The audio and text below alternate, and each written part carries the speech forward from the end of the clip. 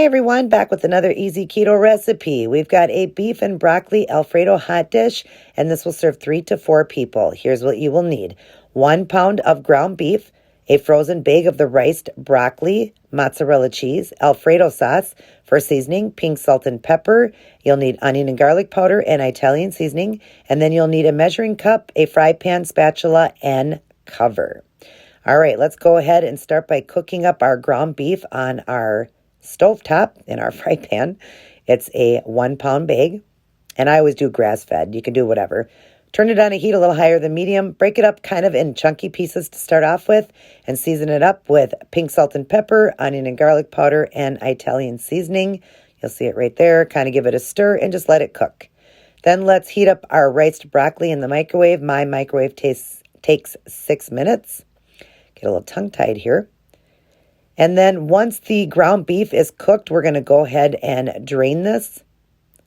And then you're going to go ahead and put it back on the stove. And then take your cooked riced broccoli, pour the whole bag in. It's a 10-ounce bag. You'll see it right here. And then you're going to do 1 full cup of the Alfredo. You can use whichever you like. Pour that over your hot dish. And then add some more pink salt and pepper. Give it a stir, and then we're also going to add 1 cup of the mozzarella cheese. You'll see it just sprinkling it across the top. Turn it on a simmer. You want to cover this and just basically let it heat up and let the cheese melt.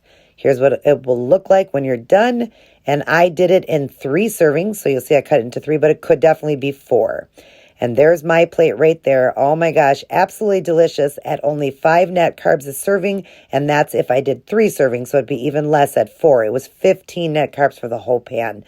Absolutely delicious. Your family will enjoy this. Easy to make, so definitely try it out. And always, always keep it keto.